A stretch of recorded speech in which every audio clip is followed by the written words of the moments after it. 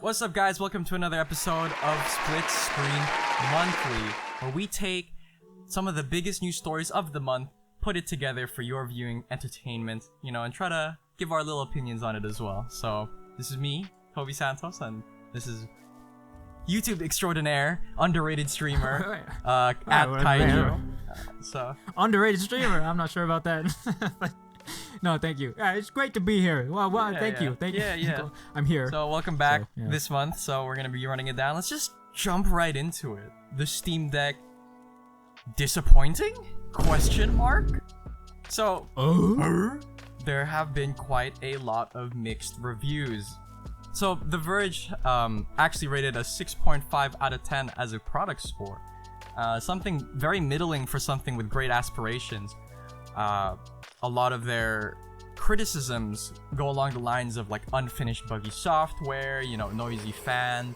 A big one for me is that a lot of really popular games, specifically multiplayer games that require anti-cheat, are still not yet compatible with the Steam Deck. I know Steam is working towards getting most of the Steam library compatible with the Steam Deck, but as of now, as of recording March 1, there's still quite a lot of games that aren't available.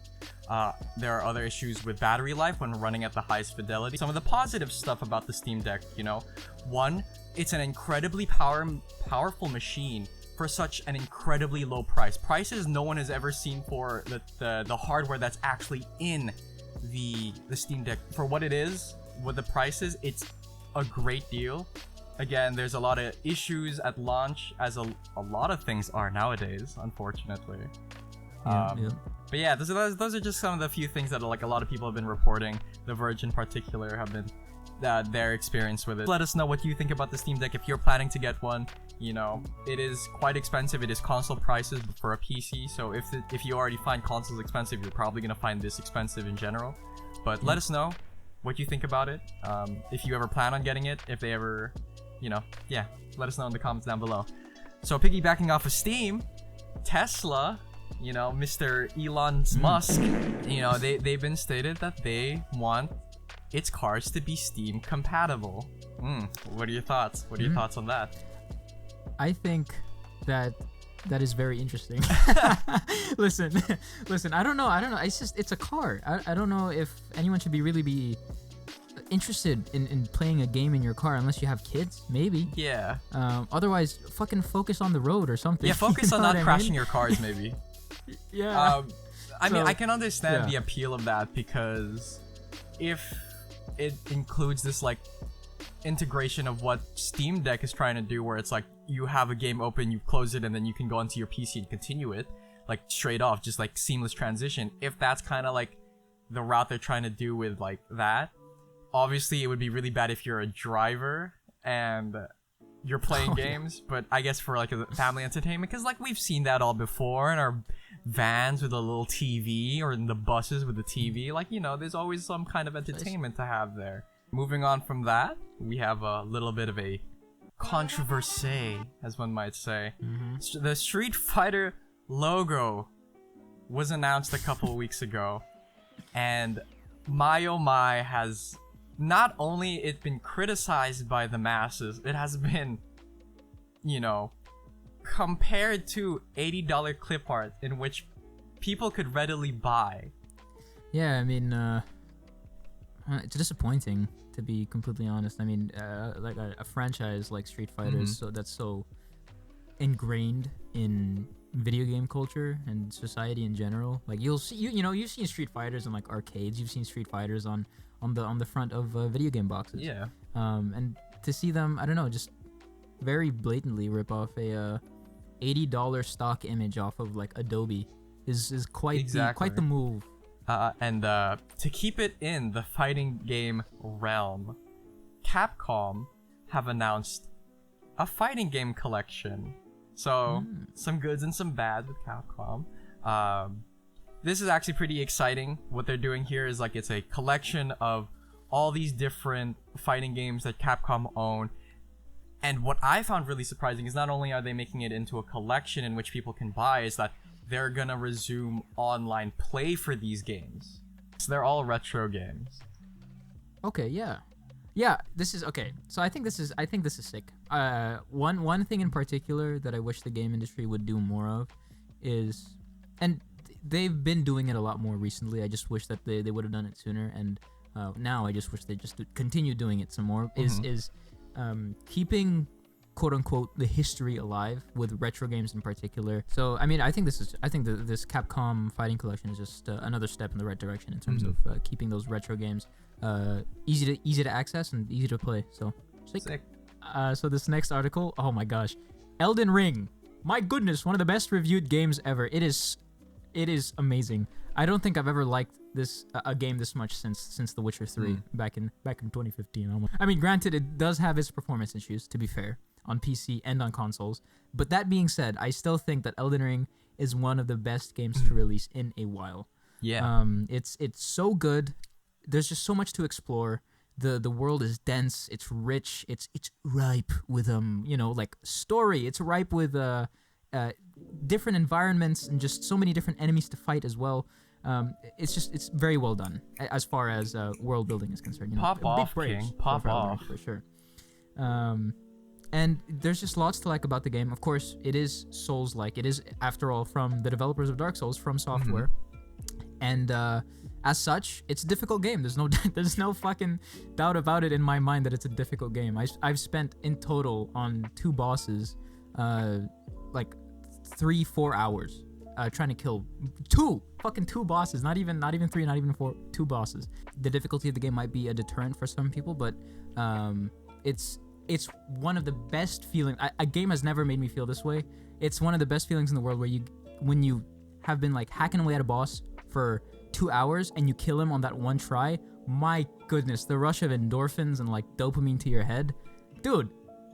It's great. It's a great experience. I definitely recommend it. Yeah, so. but for the most part, you also mauled in the game too. You're mauled in Ring. Oh yeah. So if you're okay with before hitting that really high going through some really low lows, then like oh yeah, then get the game. That game will give it to you if you're good. Next article, Kobe. You might want to take this one. I'll take this one because Nintendo Pokemon dropped us with a bombshell of a new story just yesterday on their Pokemon Direct. New Pokemon games, new generation, new region, Pokemon Scarlet and Pokemon Violet. I was not expecting any new Pokemon announcement even for like another year.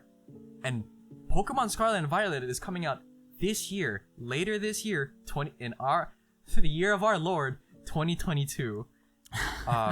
So honestly, it was quite exciting to see that the new starters of Sprigatito, the grass cat, Fuecoco, the fiery croc, and Quaxley is Donald Duck.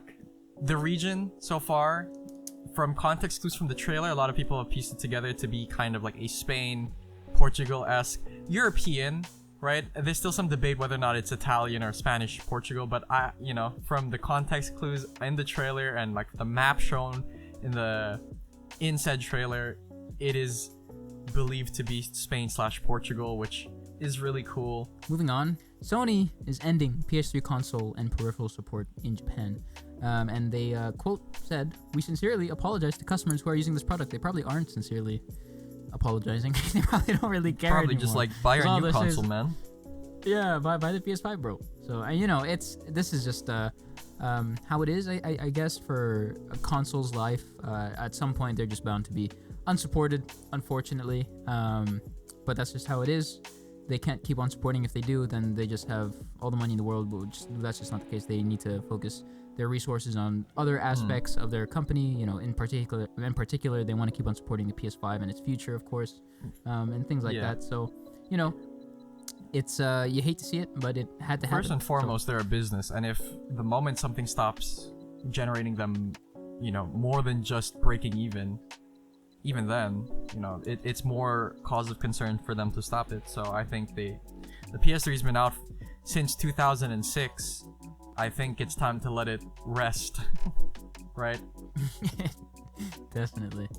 So, rip the PS3. Great console, great console generation. And to wrap up the biggest news stories, and I wanted to end on something a little lighter, something that might not get a lot of tractions actually compared to the bigger stories here that we mentioned, is Forza Horizon 5 providing sign language support for over 150 cutscenes. So Forza Horizon 5 has already been praised really highly for their accessibility options for people, and here they go again with yet another form of accessibility for people who need it.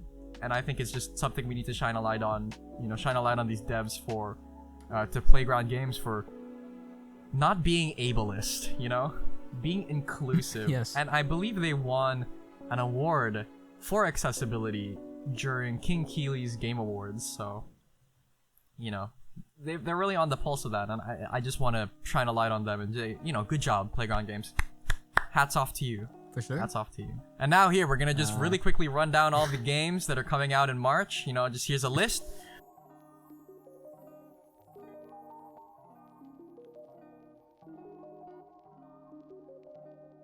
Thank you guys for watching. This was another episode of Split Screen Monthly. We hope you enjoyed. Please don't forget to drop a like, drop a comment. Let us know what you think. Let us know what you think. Yeah.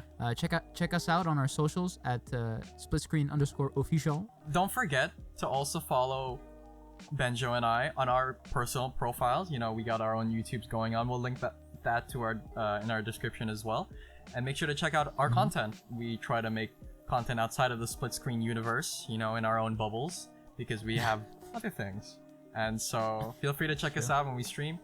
Let us know what you thought about today's stories, and we'll catch you next time.